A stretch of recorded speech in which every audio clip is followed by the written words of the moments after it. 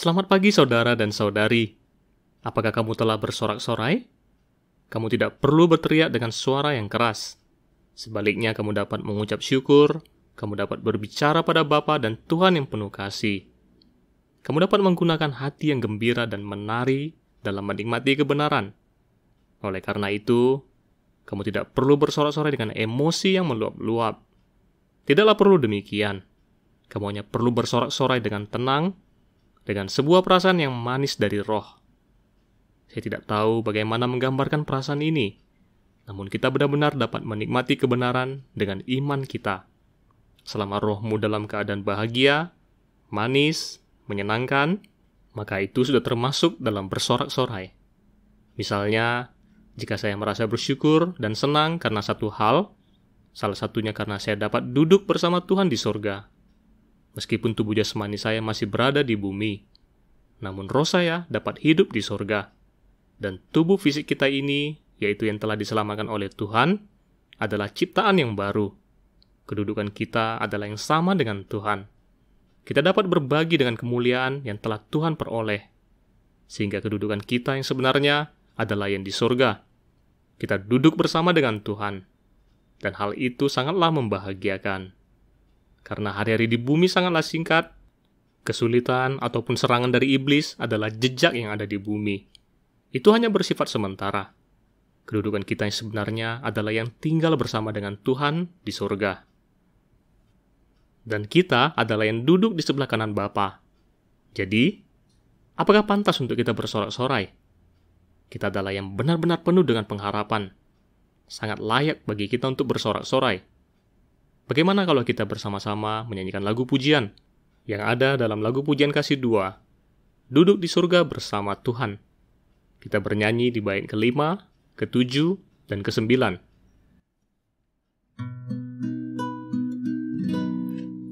Di surga denganmu, sungguh mengagumkan, buatku takjub, ku dekat dengan Bapa. Dia senang denganku, berharganya aku di hati Bapa. Di surga denganmu, ku dekat dengan Bapa. Di sisinya Dia beriku mulia, bertata dengannya, memerintah dengannya selamanya.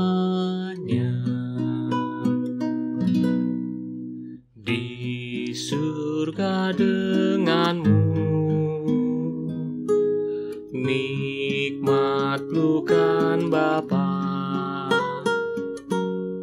penuh hangat, ku lihat hatinya, penuh keindahan. Dia ingin aku dekat dengannya.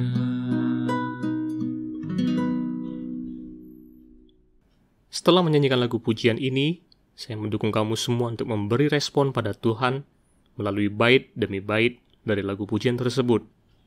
Tidak perlu terburu-buru. Kita dapat merespon akan apa yang kita nikmati sambil bernyanyi untuk Tuhan. Kamu dapat merasakan lebih dalam dan lebih dalam lagi menikmatinya, yaitu melalui berbicara pada Tuhan sewaktu bernyanyi lagu pujian dan menyembah. Kamu akan merasa lebih puas saat mengobrol dengannya.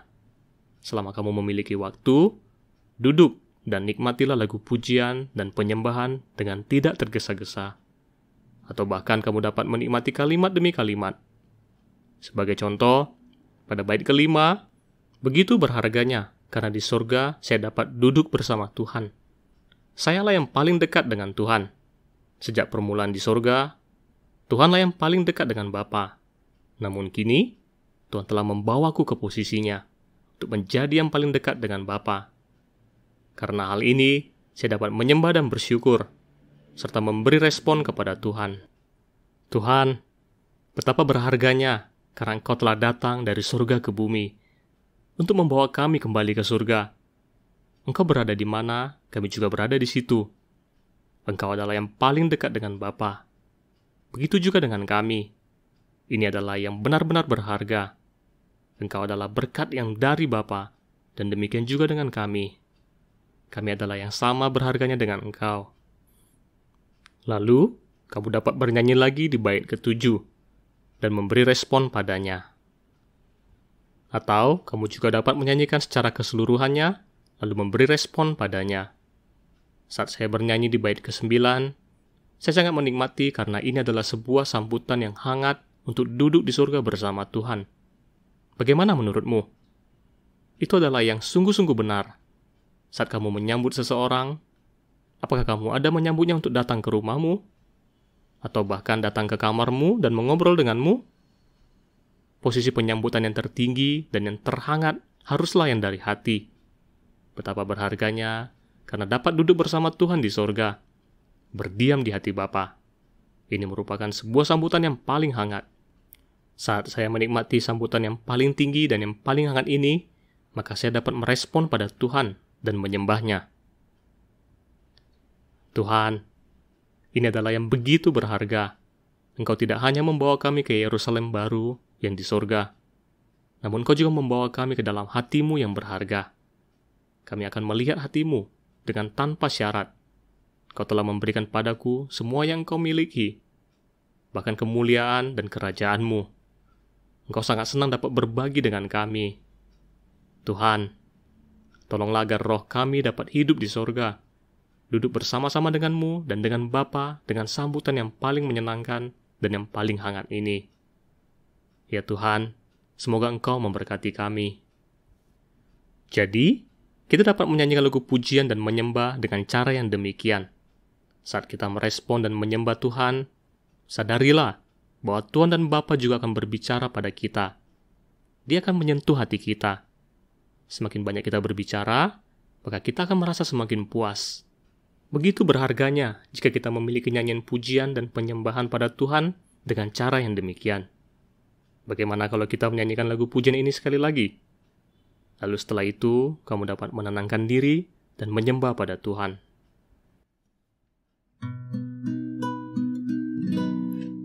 Di surga denganmu,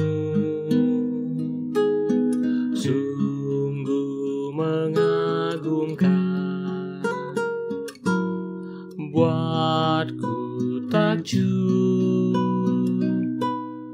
ku dekat dengan Bapa, Dia senang denganku. Berharganya aku di hati Bapa. Di surga denganmu,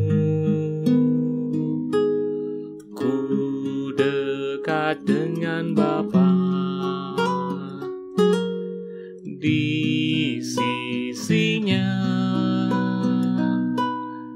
Dia beriku mulia, bertata dengannya, memerintah dengannya selamanya.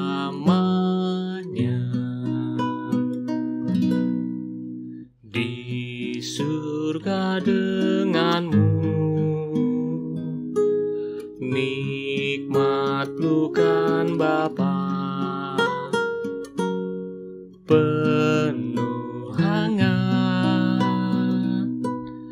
ku lihat hatinya,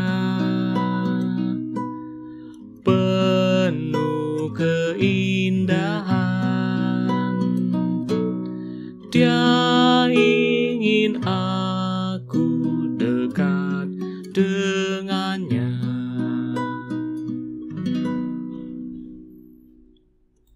Di dalam Injil Matius pasal 17 ayat 14-21 ada menyebutkan bahwa Tuhan melakukan sebuah mujizat dan mengusir setan.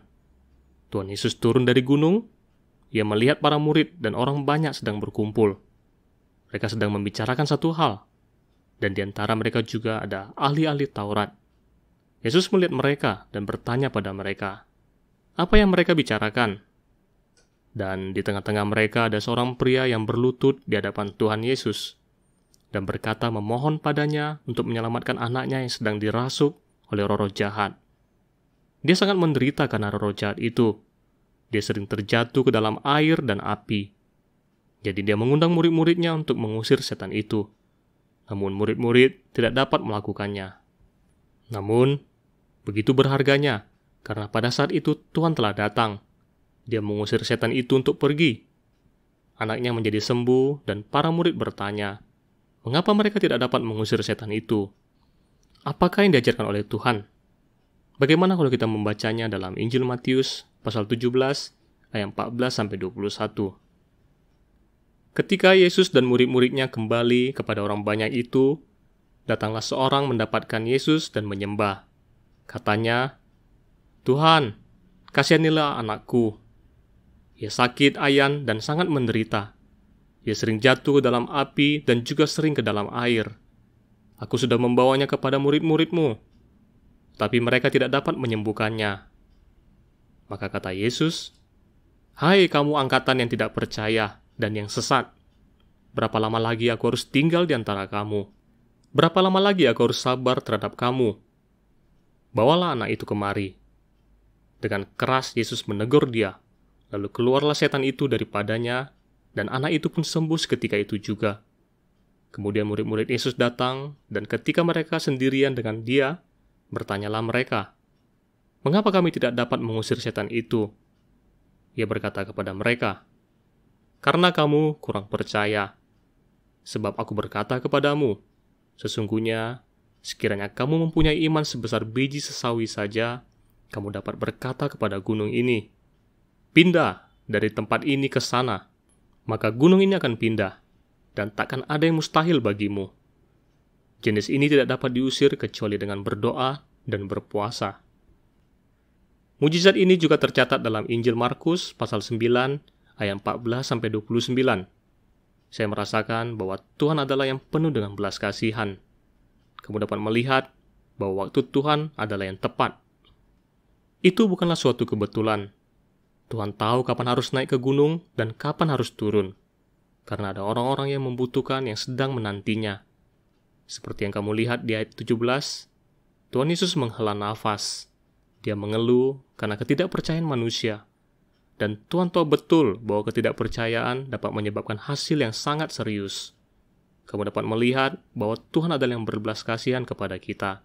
Dia sangat menghargai hidup kita dan akan kekekalan kita. Oleh karena kitalah dia berkeluh kesah.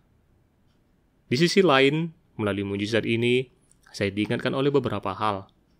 Saya berharap agar di beberapa hari mendatang, saya dapat semakin maju. Pertama, dalam Injil Matius pasal 10, Tuhan telah memberikan kuasa untuk menyembuhkan orang sakit dan mengusir setan kepada ke-12 murid. Oleh karena itu, seharusnya murid-murid dapat mengusir setan itu. Kita harus benar-benar bersyukur pada Tuhan, karena Tuhan telah memberi kuasa kepada kita. Contohnya, pintu maut tidak akan menang melawan jemaat. Kita telah memiliki kuasa untuk menginjak ular dan kalajengking. Dan kita memiliki kuasa yang berharga untuk menjadi anak-anak Allah. Dan sebelum Tuhan Yesus bangkit dan naik ke surga, Dia telah mengutus kita untuk pergi ke seluruh dunia untuk memberitakan Injil. Dia secara khusus menyebutkan, kepadaku telah diberikan segala kuasa di surga dan di bumi. Sehingga dia mengutus kita untuk pergi. Karena hal ini saya sangat bersyukur pada Tuhan. Demi kita dia telah memperoleh kemenangan. Dan dia telah memberikan kuasa pada kita. Kita juga adalah pemenang. Karena kita memiliki kuasa, maka para murid juga adalah yang memiliki kuasa. Lalu, mengapa para murid tidak dapat mengusir setan? Dan inilah hal kedua yang ingin saya bagikan. Karena Tuhan telah menyebutkan dengan jelas akan penyebab masalahnya, yaitu pada iman mereka. Saat kita kembali ke rumah, tentu saja kita memiliki wewenang untuk membuka kulkas dan memakan makanan yang ada di dalamnya, menikmati segala sesuatu yang ada dalam kulkas. Namun jika kita tidak memiliki keyakinan dan ragu-ragu, tidak menggunakan hak istimewa kita, maka kita tidak akan menikmatinya. Oleh karena itu, seberapa besar iman yang kita miliki adalah yang berkaitan erat dengan seberapa banyak yang dapat kita nikmati. Misalnya, kita memiliki kuasa untuk menjadi anak-anak Allah, dan ini adalah yang benar. Namun, seberapa banyak kita menikmatinya? Sudahkah kita menjalankan iman di setiap hari untuk masuk ke dalam kebenaran dan menikmatinya? Namun, seberapa banyakkah yang kita nikmati? Jika kita tidak menikmati atau mempercayainya, maka kita tidak akan menjalankan iman kita. Lalu bagaimanakah kita bisa mengalami kuasa menjadi anak-anak Allah? Oleh karena itu, Tuhan memberitahu para murid bahwa penyebab masalah mereka adalah pada iman mereka. Bukanlah karena para murid kekurangan kuasa, karena mereka memilikinya, namun tidak menjalankannya. Mengapa? Karena mereka memiliki sedikit iman. Di sisi lain, Tuhan telah mengangkat suatu masalah, yaitu bahwa sekalipun para murid memiliki iman dan tekad, namun mereka kurang berdoa. Karena ini adalah sebuah peperangan rohani, kita harus melatih doa-doa kita. Dan doa adalah ekspresi dari tekad dan iman. Karena ada jenis dari setan yang begitu licik. Mereka adalah penipu dan sangat sulit. Saudara dan saudari harus berdoa dan berusaha untuk bertarung dengan setan hingga akhir.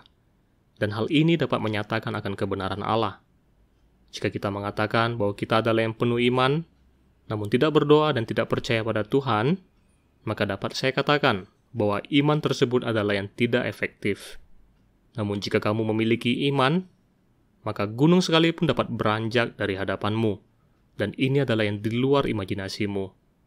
Sama juga halnya, jika para murid mengusir setan, maka pastilah mereka akan pergi. Namun beberapa setan atau roh jahat akan tetap tinggal, hingga mereka tidak dapat tahan lagi, lalu mereka akan pergi. Oleh karena itu, kita sebagai saudara dan saudari haruslah percaya hingga akhir. Kita harus berdoa secara pribadi maupun bersama dengan saudara dan saudari.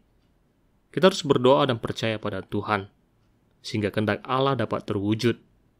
Terakhir, saya ingin agar kamu semua dapat menjadi orang yang menikmati akan kuasa. Yang paling berharga yaitu kita memiliki kuasa untuk mendekat pada Tuhan dan dapat bertatapan muka dengannya.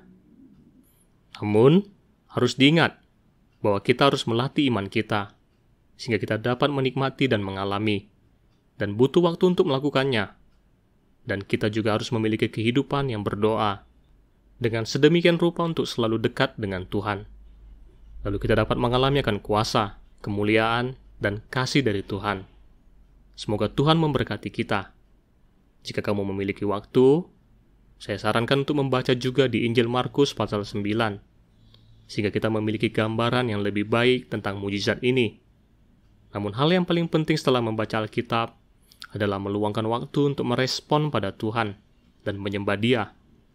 Baik dalam menyanyikan lagu pujian atau membaca Alkitab, hati kita harus tetap menikmati akan firman Tuhan. Menikmati akan Tuhan itu sendiri, sehingga kita dapat menenangkan diri dan mengobrol dengan Tuhan melalui hati kita. Saya ingin dengan singkat memberi respon kepada Tuhan. Tuhan, Engkau telah memperoleh kemenangan. Di kayu salib Engkau telah sepenuhnya mengalahkan iblis. Betapa berharganya, karena Engkau telah memberi kuasa kepada kami, dan memberi kami banyak berkat untuk dinikmati. Banyak berkat yang menjadi kenyataan. Tuhan, semoga Engkau meneguhkan iman kami, sehingga kami dapat menikmati dan mengalami kebenaran. Tuhan, Kau telah memberikan kami kuasa, maka dukunglah kami untuk menjadi orang yang berdoa, untuk berjuang bagimu hingga akhir, dan agar kami memiliki iman yang bertahan melawan ujian, dapat menjadi lebih berharga daripada emas yang dapat binasa, sekalipun diuji dengan api, agar iman kami dapat memikat hatimu. Semoga Tuhan memberkati kita.